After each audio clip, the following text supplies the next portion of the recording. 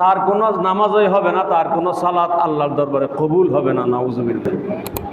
এই বিল্ডিংয়ের উপরে যাকাত দিতে হবে কিনা?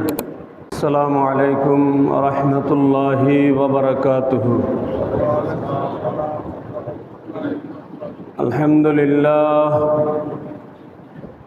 আলহামদুলিল্লাহ নাহমাদুহু ওয়া নাস্তাঈনুহু ওয়া নাস্তাগফিরুহু ওয়া নু'মিনু বিহি ওয়া নাতাওয়াক্কালু আলাইহি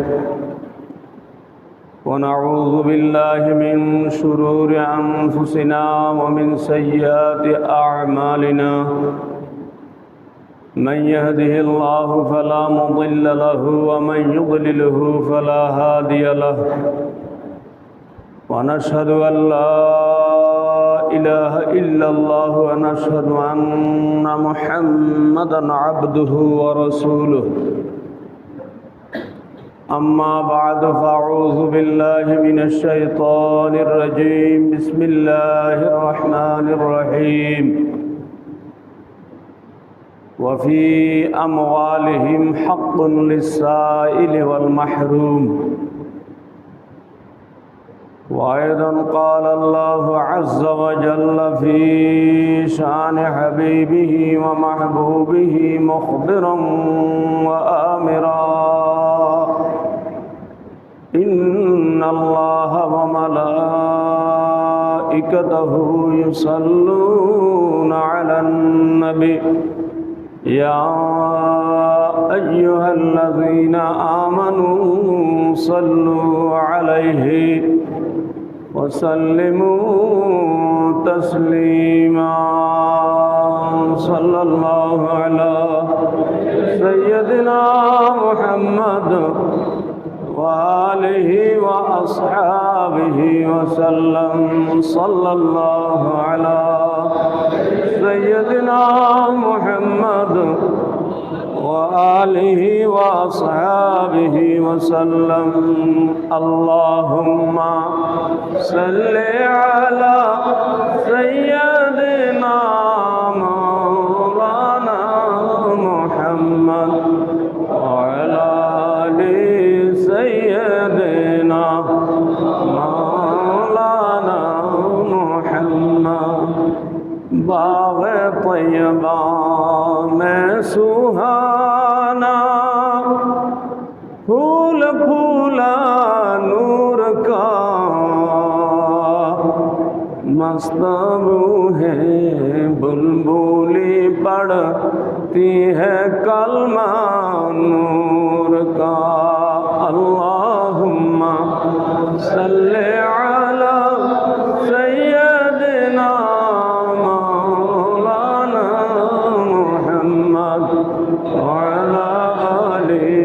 सैयदना मौलाना मुहम्मद. तेरी नस्ल पाक में है बच्चा बच्चा नूर का. तू है आईने नूर तेरा सब घराना नूर का. अल्लाहुम्मा सल्ले अला मौलाना मुहम्मद वअला आलि सय्यदना मौलाना मुहम्मद. शमअ दिल मिश्कात तन सीना ज़ुजाजा नूर का. तेरी सूरत के लिए आया है सूरत नूर का. अल्लाहुम्मा सल्ली अला सय्यदिना मौलाना मुहम्मद वअला आलि सय्यदना मौलाना मुहम्मद. अल्लाहुम्मा सल्ली अला सय्यदना मौलाना मुहम्मद वअला आलि सय्यदना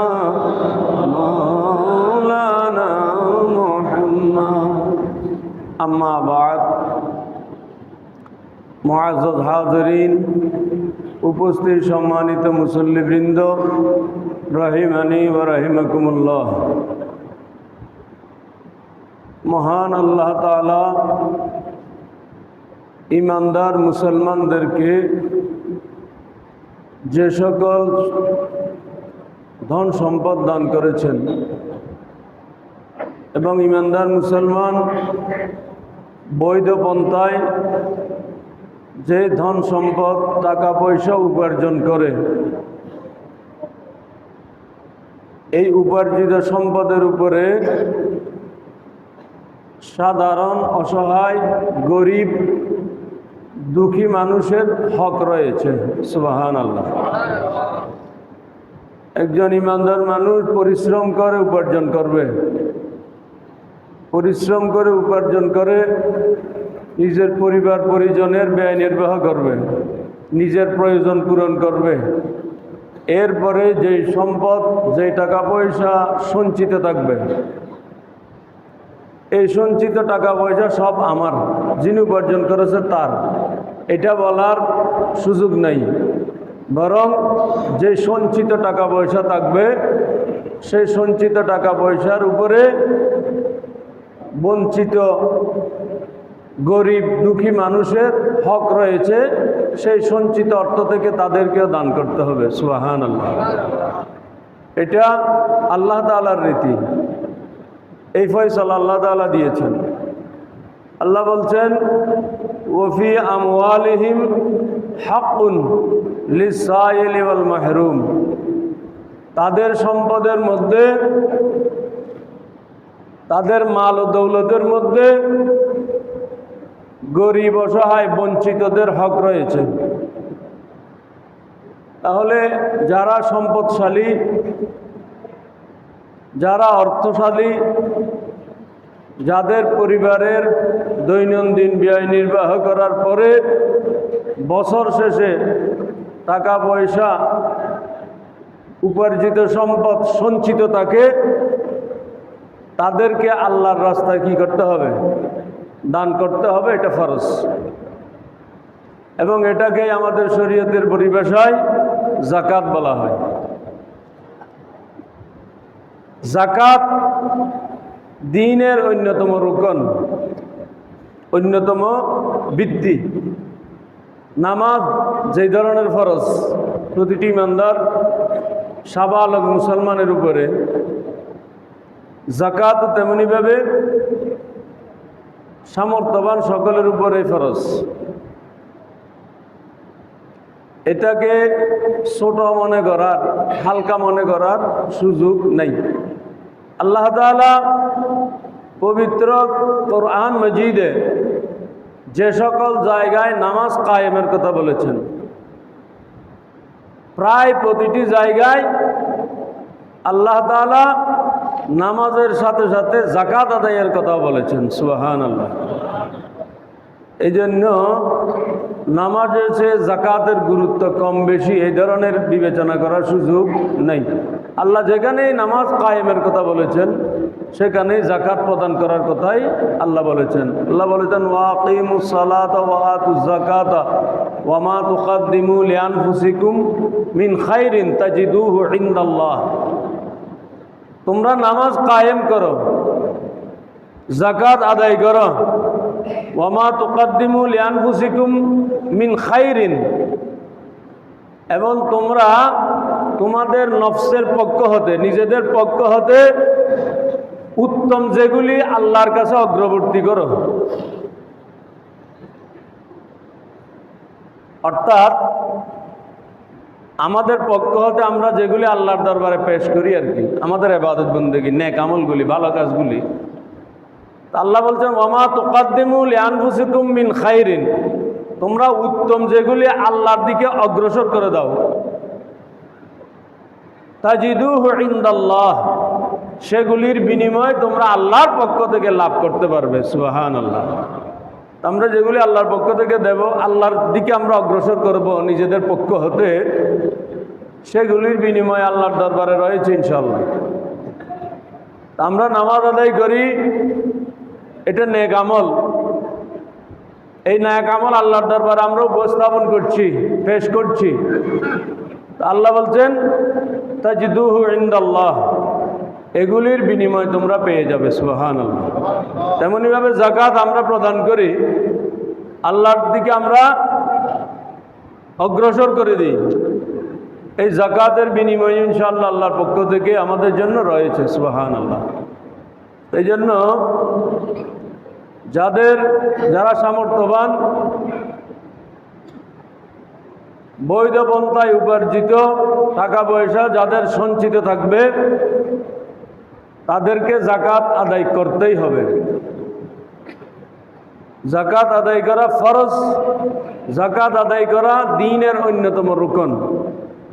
ইচ্ছাকৃতভাবে হেলা বহালা করে যাকাত আদায় না করা মারাত্মক ধরনের যে সকল কবিরা গুনাহ আছে, কবিরা গুনাহগুলোর মধ্যে অন্যতম একটি কবিরা গুনাহ, নাউজুবিল্লাহ। আর যাকাতকে অস্বীকার করলে ঈমান হারা হয়ে যাবে, নাউজুবিল্লাহ। কারণ এটা ফরজ ইবাদত। কোনো ফরজ ইবাদতকে অস্বীকার করলে, তুচ্ছ তাচ্ছিল্য করলে, বিদ্রুপ করলে আর সেই ব্যক্তি ইমানদার থাকে না, ঈমানের গণ্ডি থেকে বের হয়ে যায়, নাউজুবিল্লাহ। তো যাকাত যেহেতু ফরজ, এই ফরজকে অস্বীকার করলেই ঈমান হারা, আর অবহেলা করে আদায় না করলে মারাত্মক গুনাহগার। এবং যারা নামাজি, নামাজ আদায় করেন কিন্তু যাকাত আদায় করার মতো সামর্থ্য আছে, তার উপরে যাকাত প্রদান করা ফরজ হয়ে গেছে, কিন্তু যাকাত দেয় না, সঠিকভাবে হিসাব নিকাশ করে আল্লাহর রাস্তায় যাকাত প্রদান করে না, এই ধরনের ব্যক্তিদের ব্যাপারে বলা হয়েছে তাদের নামাজও কবুল হয় না, নাউজুবিল্লাহ। হযরত আব্দুল্লাহ ইবনে মাসউদ রাদিয়াল্লাহু তাআলা আনহু বলছেন, উমিরনা বিইকামাতিস সালাত ওয়া ইতাইজ যাকাত,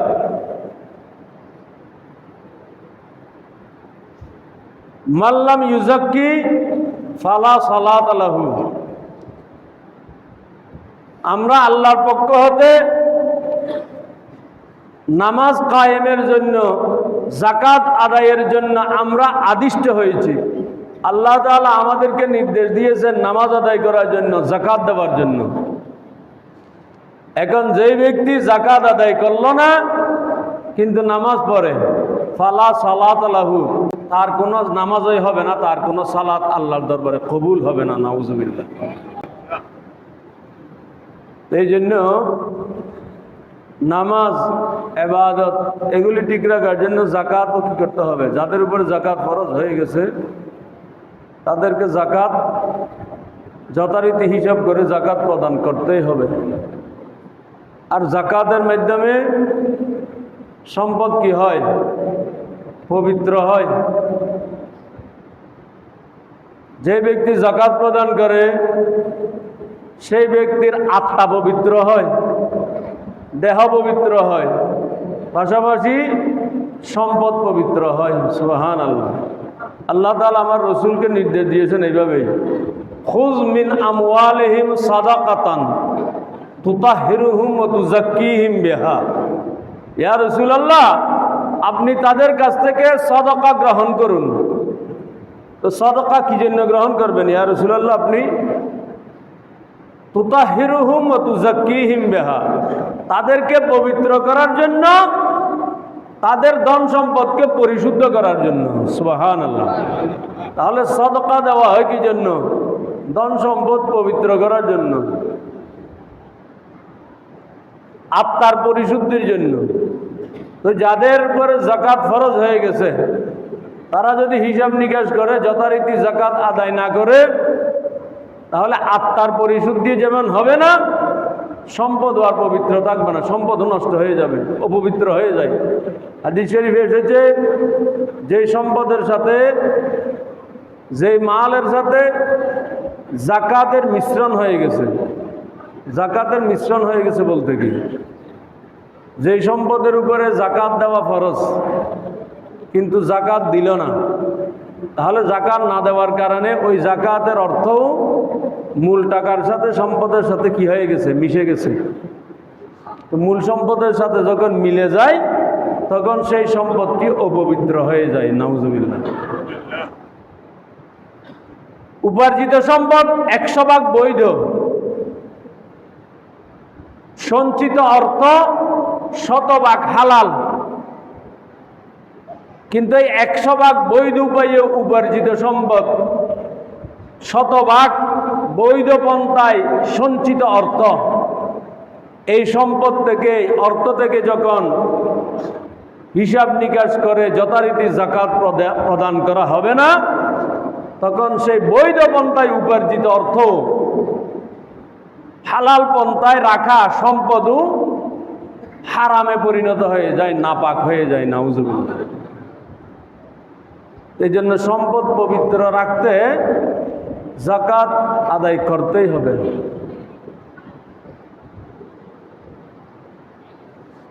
আর যে সম্পদের জাকাত আদায় করা হয়, হাদিস শরীফে সেই সম্পদের নিরাপত্তার নিশ্চয়তা দেওয়া হয়েছে। সুবহানাল্লাহ। আর যেই সম্পদের জাকাত দেওয়া হবে না, সেই সম্পদ যে কোনো এক সময় ধ্বংস হয়ে যাওয়ার সতর্কবাণীও হাদিস শরীফে উচ্চারিত হয়েছে। মা খালাতাতিজ যাকাতু মালান ইল্লা আহলাকাতহু, যেই সম্পদের মধ্যে জাকাতের অর্থ মিশ্রিত হয়ে গেছে, যে সব মাল ও দৌলতের মধ্যে জাকাতের মিশ্রণ ঘটেছে, মিশে গেছে, জাকাত প্রদান করে নাই, তো জাকাত প্রদান না করার কারণে ওই জাকাতের অর্থও সম্পদের সাথে মিশে গেছে। ইল্লা মা আহলাকাতহু, এই সম্পদ যে কোনো এক সময় ধ্বংসপ্রাপ্ত হবে। নাউজুবিল্লাহ। জাকাত দেওয়া না হলে সেই সম্পদ কি হবে, ধ্বংসপ্রাপ্ত হবে। যে কোনো একটা বাহানায় সেই সম্পদ বের হয়ে যাবে। তো তখন তো সম্পদ বের হবে, সম্পদ থেকে মানুষ খালি হয়ে যাবে, শূন্য হয়ে যাবে, কিন্তু বিনিময় কিছু পাবে না। কিন্তু আল্লাহর রাস্তায় যখন দেওয়া হবে তখন আপাত দৃষ্টিতে মনে হচ্ছে কি সম্পদ খালি হচ্ছে, কিন্তু এর মাধ্যমে সম্পদ কমে না, বরং জাকাতের মাধ্যমে সম্পদ আরো বাড়ে। সুবহানাল্লাহ। এখন একটা বিষয় মোটামুটি বুঝে আসলো আমাদের, জাকাত প্রতিটি সামর্থ্যবান ইমানদার মুসলমানের উপর ফরজ, এবং এই জাকাতকে অবহেলা করার সুযোগ নেই। বছর শেষে সঞ্চিত টাকা পয়সার উপরে, সম্পদের উপরে যথারীতি জাকাত আদায় করতেই হবে। জাকাত আদায় না করা মারাত্মক গুনাহগুলির অন্যতম একটি গুনাহ, এবং জাকাতকে অস্বীকার করা কুফরি, ঈমান হারা হয়ে যাবার নামান্তর। নাউজুবিল্লাহ। এখন কথা আসলো জাকাত কাদের উপরে ফরজ এবং কোন কোন সম্পদের উপরে কি পরিমাণ জাকাত দিতে হবে। আমরা অনেকে মনে করি লক্ষ লক্ষ কোটি কোটি টাকা থাকলে, বড় ব্যবসায়ী হলে, শিল্পপতি হলে তাকে জাকাত দিতে হয়। আমরা সাধারণ মানুষ কয়েক লক্ষ টাকা আছে হয়তো ব্যাংকে, এগুলির উপর আর কি জাকাত দিতে হবে না, এই ধারণা ভুল। কতটুকু নগদ অর্থ থাকলে জাকাত দিতে হবে? 52.5 তোলা রূপার সমমূল্যের নগদ অর্থ যার কাছে জমা থাকবে বছর শেষে, তাকে সেই নগদ অর্থের উপরে 40 ভাগের 1 ভাগ জাকাত দিতে হবে। এটা ফরজ।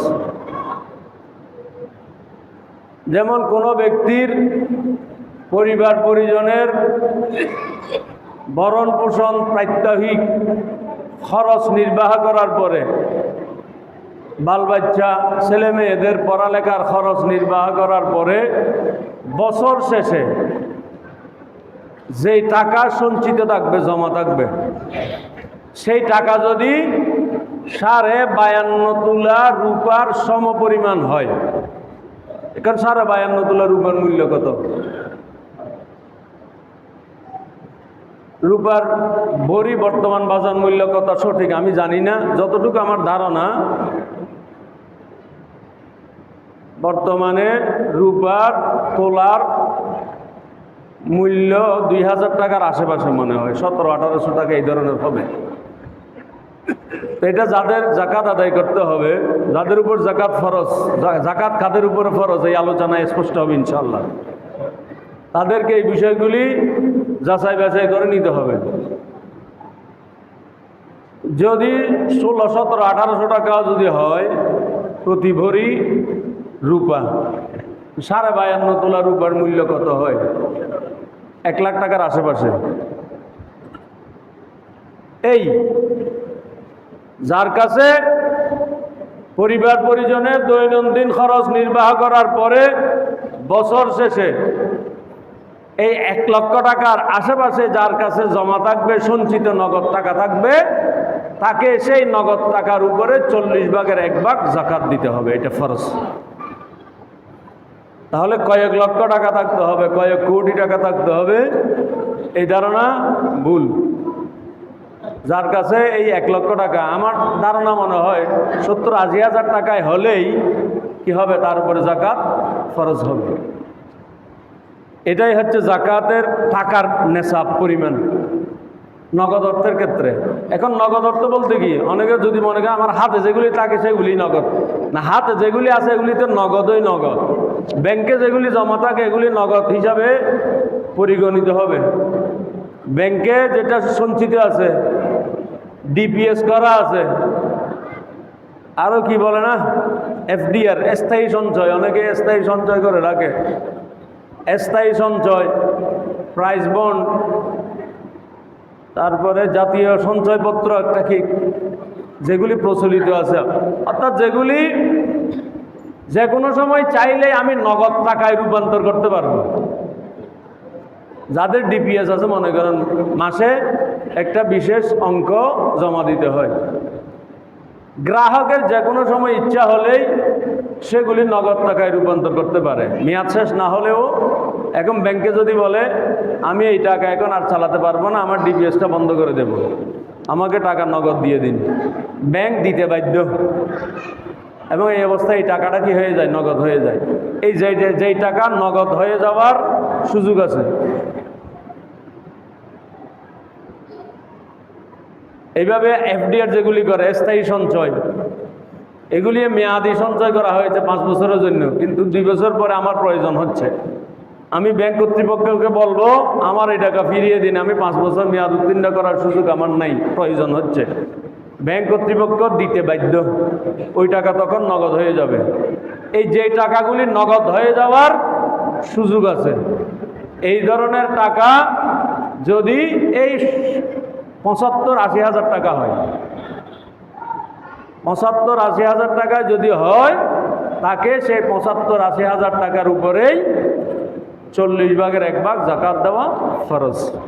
তো 75-80 হাজার যেটা বললাম এটা সর্বনিম্ন, এর চেয়ে বেশি হলে বেশি হিসাব করতেই থাকবে। এটা হচ্ছে নগদ টাকার ক্ষেত্রে।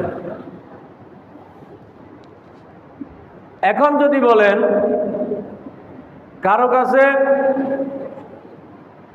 পরিবার পরিজনের ব্যয় নির্বাহ করার পরে বছর শেষে গিয়ে 1.5 লক্ষ টাকা সঞ্চিত আছে বা ব্যাংকে জমা আছে, যেখানেই থাক, এখন 1.5 লক্ষ টাকার উপরে কি করতে হবে, ওই 2.5% হারে জাকাত প্রদান করতে হবে। এখন 1.5 লক্ষ টাকার মধ্যে আবার তার 30,000 টাকার ঋণ আছে, অমুকের অমুক, তার কাছ থেকে পাওনা আছে কোন একজন ব্যক্তি, অথবা 1.5 লক্ষ টাকা তার কাছে সঞ্চিত। এই 1.5 লক্ষ টাকা সঞ্চিত টাকা তো আছেই আছে, কিন্তু দোকানে বাকি রয়ে গেছে 15,000।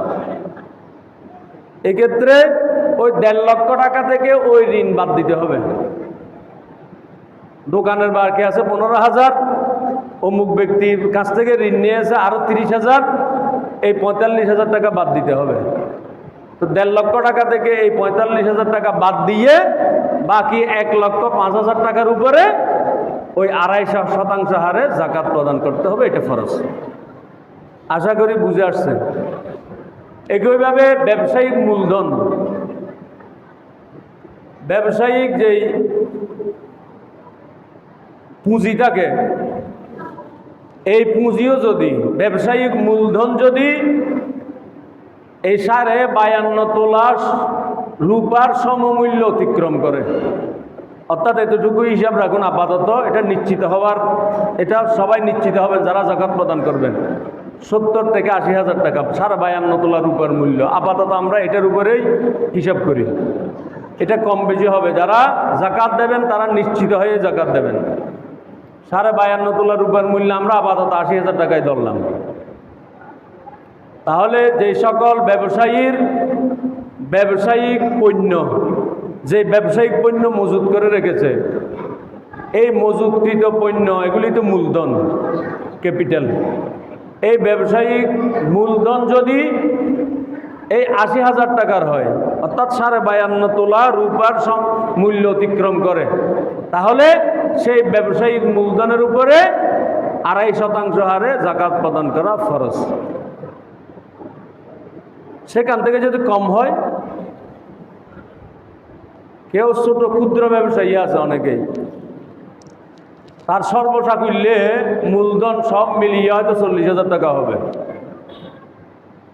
40,000 টাকার পুঁজি দিয়ে কোনো রকমে ব্যবসা করে পরিবার পরিজন চালায়, তাহলে 40,000 টাকা এটা নেশাব পূর্ণ হলো না, জাকাতের সীমার মধ্যে নয়। জাকাতের সীমা কতটুকু? 52.5 তোলা রূপার সমমূল্য হলে, তাহলে 40,000 টাকা 52.5 তোলা রূপার মূল্যের সমান হচ্ছে না। এই জন্য যেই ব্যক্তি 40, 45, 60,000 টাকার মূলধন নিয়ে যেই ব্যক্তি ব্যবসা করবে, সেই ব্যক্তির ব্যবসার মূলধনের উপরে জাকাত দিতে হবে না, তার উপর জাকাত ফরজ নয়। জাকাত ফরজ হওয়ার জন্য সর্বনিম্ন যেটা কি নেশাব, সেটা হচ্ছে 52.5 তোলা রূপার মূল্যের সমান, তো সেটা হয় 80,000 টাকা। 20, 30, 40, 50,000 টাকার মূলধন নিয়ে কেউ যদি ব্যবসা করে, সেই ব্যবসার উপরে, সেই ব্যবসায়িক সম্পদের উপরে জাকাত দিতে হবে না। 80,000 টাকা অতিক্রম করলে যত বেশি হবে, সেটা কোটি টাকা হোক, অনুপুঙ্খ হিসাব নিকাশ করে তার উপরে 40 ভাগের 1 ভাগ জাকাত প্রদান করতেই হবে। তো ব্যবসায়িক সম্পদ, আবার বিল্ডিং, ভবন, মনে করেন কেউ একটি বহুতল ভবন নির্মাণ করলো, যে বহুতল ভবন নির্মাণ ব্যয় হয়েছে 2.5 কোটি টাকা। 2.5 কোটি টাকার বিশাল বিল্ডিং, তা এখন তো এটা 2.5 কোটি টাকা সে সেখানে মূলধন খাটিয়েছে, পুঁজি দিয়েছে, এই বিল্ডিংয়ের উপরে জাকাত দিতে হবে কিনা? না, এটাকে মূলধন হিসেবে গণ্য করা হবে না। যে বিল্ডিং 2 কোটি, 2.5 কোটি, 3 কোটি, যত মূল্যই হোক না কেন, সেই মূল বিল্ডিংয়ের উপরে, ভবনের উপরে জাকাত দিতে হবে না। কিন্তু সেই বিল্ডিং থেকে যে ভাড়া বা যে অর্থ উপার্জিত হবে, যেই টাকা আয় হবে, সেই টাকা দিয়ে বিল্ডিংয়ের ব্যবস্থাপনা ব্যয় নির্বাহ করার পরে, নিজের পরিবার পরিজনের ব্যয় নির্বাহ করার পরে বছর শেষে যেই পরিমাণ টাকা উদ্বৃত্ত থাকবে, সেই টাকার উপরে 40 ভাগের 1 ভাগ জাকাত দিতে হবে। অর্থাৎ বিল্ডিং নির্মাণ করতে যেই টাকা ব্যয় হয়েছে, সেই টাকাকে মূলধন হিসাবে নির্ধারণ করে জাকাত প্রদান করতে হবে না। কিন্তু বিল্ডিং থেকে, ভবন থেকে যে আয় উপার্জিত হবে, যে আয় আসবে, সেই আয়ের দৈনন্দিন খরচ নির্বাহ করার পরে বছর শেষে যেই টাকা সঞ্চিত থাকবে, সেই সঞ্চিত টাকার উপরে 2.5% জাকাত প্রদান করতে হবে। যদি বলেন বছর শেষে গিয়ে আমার কোনো জমা থাকে না, বিল্ডিং আছে 2.5 কোটি টাকা, ঠিক আছে, কিন্তু যেই টাকা উপার্জিত হয় সেটা বিল্ডিংয়ের ব্যবস্থাপনা খাতে খরচ হয়ে যায়, নিজের ব্যক্তিগত খাতে, পরিবার পরিজনের ব্যয় নির্বাহ করতে গিয়ে সব শেষ হয়ে যায়, বছর শেষে গিয়ে কোনো উদ্বৃত্ত থাকে না। যদি উদ্বৃত্ত না থাকে তার উপরে কোনো যাকাত ফরজ হবেই না। সম্পদ আছে কিন্তু নগদ টাকা নাই। একইভাবে জায়গা জমি, বিঘার পর বিঘা জায়গা কিনে রেখেছেন, আছে, পরে আছে। তো এই জায়গা জমি তো একটা নির্দিষ্ট মূল্য দিয়ে কিনেছেন, এই জায়গার পিছনে কয়েক কোটি টাকা খরচ হয়েছে, এই জায়গার উপরে যাকাত দিতে হবে না। জায়গার উপরে যাকাত প্রদান করা ফরজ নয়। তবে জমি থেকে উৎপাদিত ফসলের উপর একটা যাকাত আছে। এটা দুই ধরনের হয়। যে সকল জমিতে ফসল উৎপন্ন হয় সেই উৎপাদিত ফসলের উপরে যাকাত দিতে হয় দুই ধরনের। একটা হচ্ছে ঔষর, আর একটা নিষ্প ঔষর বলা হয়। সেটা আমাদের দেশে প্রচলিত নাই, সময়ও কম, সেদিকে আলোচনায় যাচ্ছি না, যেহেতু সেটার রেওয়াজ আমাদের দেশেই নেই। তাহলে কি বললাম, অর্থাৎ জায়গার উপরে কি নেই, যাকাত দিতে হবে না। বিল্ডিংয়ের উপরে যাকাত দিতে হবে না। তবে এখানে আরেকটা বিষয় আছে। এখন তো আমাদের দেশে প্রচলিত হয়ে গেছে ফ্ল্যাট বাড়ি, যেটা বিল্ডিং বিক্রি করে, এটা অনেকেই ব্যবসায়িক উদ্দেশ্যে ফ্ল্যাট বাড়ি নির্মাণ করে এবং সেই ফ্ল্যাট বাড়িগুলি একটা নির্দিষ্ট মূল্যে বিক্রয় করে। এই যে ফ্ল্যাট বাড়িগুলা তৈরি করা হয়েছে বিক্রির উদ্দেশ্যে, এগুলি এখন ব্যবসায়িক পণ্যে পরিণত হয়েছে, ব্যবসায়িক মূলধনে পরিণত হয়েছে। তো এই ফ্ল্যাট বাড়িগুলি যেহেতু সে বিক্রি করবে, সেহেতু এগুলি ব্যবসায়িক পণ্য হিসেবে গণ্য করে এই ফ্ল্যাট বাড়িগুলির বর্তমান বাজার মূল্য নির্ধারণ করে সেই বাজার মূল্যের উপরে 40 ভাগের 1 ভাগ যাকাত প্রদান করা ফরজ। নিজের ব্যবহারের জন্য বা বাড়ায় যে বিল্ডিং দেওয়া হয়েছে সেটার উপরে যাকাত আসবে না। কিন্তু যেই ফ্ল্যাট বাড়ি, যেই ফ্ল্যাটগুলি বিক্রির জন্য নির্মাণ করা হয়েছে, সেগুলি ব্যবসায়িক পণ্য হিসাব করে সেগুলির উপর যাকাত দিতে হবে। একইভাবে জায়গার ক্ষেত্রে একই হুকুম। জায়গা যেগুলি আমি কিনে রেখেছি, হয়তো ক্ষেত খামার করে অন্য কথা, অথবা এমনি পরে আছে, সেগুলির উপর কোনো যাকাত নাই, দিতে হবে না। কিন্তু যারা জায়গার ব্যবসা করে, রিয়েল এস্টেট ব্যবসা, কি কি ব্যবসা আছে না এখন, জায়গা কিনে কম দামে কিনে বেশ দামে বিক্রি করে, এটা জায়েজ, হালাল, এটা তো ব্যবসায়িক পণ্য। যারা জায়গা বিক্রির কি করেন, কাজ করেন, বিক্রির উদ্দেশ্যে যেই জায়গাগুলি কিনে রাখা হয়েছে এগুলি ব্যবসায়িক মূলধন হিসেবে গণ্য হবে এবং ব্যবসায়িক মূলধন হিসেবে গণ্য করে সেই জায়গার উপরে, সেই জায়গার বর্তমান বাজার মূল্য নির্ধারণ করে সেই মূল্যের উপরে 2.5% যাকাত দেওয়া ফরজ। এখন সেটা আবার আগের হিসেব করলে হবে না। মনে করেন জায়গা কিনে রেখেছে 10 বছর আগে, তো 10 বছর আগে যেই জায়গা কিনে রেখেছেন 10 বছর পরে জায়গা বিক্রি করবেন, তো 10 বছর পরে তো সেই জায়গার মূল্য ওই 10 বছর আগের মূল্য থাকবে না। তাহলে এখন 10 বছর পরে যাকাত দেওয়ার ক্ষেত্রে কি করবেন? 10 বছর পরে যাকাত দেওয়ার ক্ষেত্রে বর্তমান বাজার মূল্য, এই জায়গার বর্তমান বাজার মূল্য কীরকম? 10 বছর আগে কাঠা কিনেছেন 3 লক্ষ টাকা করে, এখন 10 বছর পরে এসে সেগুলি আবার ব্যবসার উদ্দেশ্যে, এই জায়গা বিক্রির উদ্দেশ্যে কিনেছেন, এখন 10 বছর পরে এসে সেগুলি 3 লক্ষ টাকা হিসাব করে যাকাত দিলে যাকাত আদায় হবে না। তাহলে কি হিসাব করতে হবে? এই ধরনের জায়গার বর্তমান বাজার মূল্য কি ধরনের? যেটা 10 বছর আগে 3 লক্ষ টাকা কিনা হয়েছে, সেটা 10 বছর পরে নিশ্চিতভাবে বলা যায় সেটা কমপক্ষে 12 লক্ষ টাকা হবে কাঠা। তাহলে এই বর্তমান সময়ে এই জায়গার যে বাজার মূল্য, সেই বাজার মূল্য নির্ধারণ করে তার উপরে কি করতে হবে? ওই 2.5% যাকাত প্রদান করতে হবে, এটা ফরজ। এমনি জায়গার উপরে যাকাত আসবে না। একইভাবে নিজেদের ব্যবহার করা গাড়ি, অনেকের গাড়ি আছে নিজেরা ব্যবহার করে, সেই গাড়ি কোটি টাকা মূল্যের হতে পারে, বা এই ধরনের গাড়ি কয়েকটা হতে পারে ব্যবহারের। নিজে একটা ব্যবহার করে, স্ত্রী আরেকটা ব্যবহার করে, ছেলেমেয়েরা আরেকটা ব্যবহার করে। এটা যদিও বা অতিশয় বিলাসিতা, কিন্তু যারা এই ধরনের কোটি টাকা মূল্যের কয়েকটি গাড়ি আছে, এই গাড়ির উপরে যাকাত দিতে হবে না, এটা ব্যবহারের জিনিস। ব্যবহার্য সামগ্রীর উপরে কি নাই, জাকাত দিতে হয় না। কিন্তু যারা গাড়ি বিক্রির ব্যবসা করেন,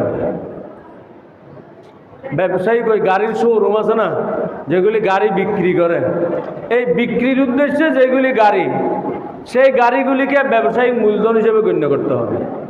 ব্যবসায়িক মূলধন হিসেবে গণ্য করে যতগুলি গাড়ি আছে, সেই গাড়িগুলির বর্তমান বাজার মূল্য কত সেটা নির্ধারণ করে, সেটার উপরে ভিত্তি করে 40%-1 জাকাত দিতে হবে। ব্যবসায়িক গাড়ি জাকাত দিতে হবে, ব্যবহারের গাড়ির জাকাত দিতে হবে না। কিন্তু ব্যবসায়িক গাড়ি যেগুলি, আবার যে গাড়ি বাড়ায় দেওয়া হয়েছে সেই গাড়ির উপরে জাকাত দিতে হবে না। অর্থাৎ গাড়ি একটা আছে আমার, সেই গাড়ি দৈনন্দিন ভাড়া দেয়, দৈনিক দিন শেষে আমাকে 1100 টাকা 1200 টাকা একটা নির্দিষ্ট অঙ্ক ভাড়া প্রদান করে। তো ওই গাড়িটার মূল্যকে মূলধন হিসাব করে জাকাত প্রদান করতে হবে না। কি করতে হবে? ওই গাড়ি থেকে যে উপার্জিত আয় হয়,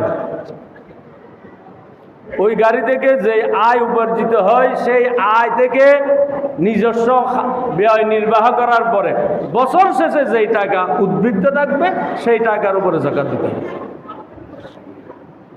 গাড়ির মূল্যকে মূলধন হিসাব করে জাকাত দিতে হবে না। গাড়ি থেকে উপার্জিত টাকা যেটা উদ্বৃত্ত থাকবে, সেই উদ্বৃত্ত টাকার উপরে 40%-1 জাকাত প্রদান করা ফরজ।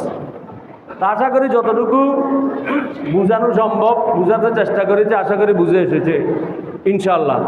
তাই এই জন্য যাদের জাকাত ফরজ হয়ে গেছে তারা হেলা অবহেলা করবেন না। ব্যবসায়িকরা অনুপুঙ্খ হিসাব নিকাশ করে, মূলধন হিসাব করে, তার উপরে ভিত্তি করেই 2.5% হারে জাকাত প্রদান করবেন। আর যারা ব্যবসায়ী নয়, এমনি নিজেদের টাকা সঞ্চিত আছে, সঞ্চিত টাকার উপরে হিসাব নিকাশ করে ওই 2.5% হারে জাকাত প্রদান করবেন। আর যেগুলি ঋণ থাকবে ঋণ বাদ যাবে, যে সঞ্চিত টাকা থেকে ঋণ বাদ যাবে। একইভাবে আর স্বর্ণের ওপর জাকাত, এগুলিতে আমাদের প্রচলিত, সবাই জানেন। যার কাছে শুধু স্বর্ণের ক্ষেত্রে একটা কথা বলা, 7.5 তোলা সোনা বলা হয় স্বর্ণ, 7.5 তোলা স্বর্ণ শুধু স্বর্ণের ক্ষেত্রে। কারো কাছে যদি 7.5 তোলা স্বর্ণের কম থাকে, শুধু স্বর্ণ, এক্ষেত্রে মাফ, জাকাত দিতে হবে না। কিন্তু 7.5 তোলা পূর্ণ হলে অথবা অতিক্রম করলে, এই 7.5 তোলা বা যত বেশি হবে সবগুলির বর্তমান বাজার মূল্য নির্ধারণ করে 40%-1 জাকাত প্রদান করা ফরজ। অলংকারের হিসাব হচ্ছে এটা। আর রূপার ক্ষেত্রে ওই 52.5 তোলা রূপা। যাই হোক, যাদের উপরে জাকাত ফরজ হয়ে গেছে, কার উপরে ফরজ হয়ে গেছে তারা প্রত্যেকে নিজেরাই জানেন। কিন্তু যে হিসাব দেওয়া হয়েছে, এই হিসাবে কার কাছে কি কি সম্পদ আছে, সবাই তো নিজেদের হিসাবে, নিজেদের সম্পদের খবর তো নিজেদের কাছে আছে অবশ্যই। আর জানেন কে? আল্লাহ তাআলা। সেই জন্য যাদের উপরে জাকাত ফরজ হয়ে গেছে অবহেলা করবেন না। অনুপুঙ্খ হিসাব নিকাশ করে গরিব মিসকিনকে জাকাতের অর্থ দিয়ে দেবেন, এটা তাদের প্রাপ্য হক, এটা আপনার নয়। আর জাকাতের অর্থ আত্মীয় স্বজনকে দিলে আরও স্বভাব বেশি। আত্মীয় স্বজনকে দিলে স্বভাব বেশি। কি জন্য? একটা তো জাকাত দিলাম, জাকাতটা এমনিতেই দিতে হবে। আর আত্মীয় যদি গরিব হয়, দরিদ্র হয়, তাহলে আত্মীয়তার সম্পর্কটা আবার নতুনভাবে একটু ভালো করে জ্বালাই দিলাম। তা আত্মীয়তার সম্পর্কটা অক্ষুণ্ণ রাখা, অটুট রাখা, এটাও ফরজ, এটা ওয়াজিব। তা আত্মীয় স্বজনকে সাহায্য করলে এটা স্বভাব বেশি পাওয়া যায়। তবে আত্মীয় কী ধরনের আত্মীয় হতে হবে? নিজের বাবা ছেলেকে, নাতিকে, পুতিকে, অর্থাৎ নিচের দিকে যা আছে, এবং নিজের ছেলে বাবাকে, দাদাকে, দাদার বাবাকে, উপরের দিকে সোজা যা আছে, এদেরকে জাকাত দিতে পারে না। কথাটি আশা করি স্পষ্ট হয়েছে। অর্থাৎ আমি আমার ছেলেকে, আমার নাতিকে, নাতির ছেলেকে জাকাত দেওয়ার সুযোগ নাই, এইটা জাকাত আদায় হবে না। অথবা আমার বাবা, দাদা, দাদার বাবাকে, এদিকে উপর দিকে সোজা যারা আছে তাদেরকে জাকাত আদায় করা যায় না, জাকাত দেওয়া যায় না। জাকাত কাদেরকে দিতে পারে? ভাই বোনকে জাকাত দেওয়া যায়। ভাই বোনকে, সহোদর ভাই বোন যদি জাকাত খাওয়ার উপযোগী হয়, যদি জাকাত খাওয়ার উপযোগী হয়, নিজের আপন ভাই বোনকে, বাগিনা বাগিনীকে, বাতিজাকে জাকাত দেওয়া যেতে পারে। আত্মীয় স্বজন, এই ধরনের আত্মীয় স্বজনকে জাকাত দেওয়া যেতে পারে। শুধুমাত্র কারা? মা বাবা, স্বামী স্ত্রী পরস্পরকে জাকাত দিতে পারে না, জাকাত আদায় হবে না। বাবা ছেলে পরস্পরকে জাকাত দিতে পারে না, জাকাত আদায় হবে না। আর যারা আওলাদ রসুল, আমার রসুলের নুরানি আওলাদ যারা আছেন, আলে রসুল, এই আলে রসুলদের জন্য জাকাত জায়েজ নাই, তাদেরকে জাকাত দেওয়া যায় না। যাদেরকে হাদিয়া দেওয়া যায়, আলে রসুলকে জাকাত দেওয়া যায় না। যাই হোক, যাদের উপরে জাকাত ফরজ হয়েছে হিসাব নিকাশ করে জাকাত আদায় করার চেষ্টা করবেন। আল্লাহ তৌফিক দান করুন, আমিন।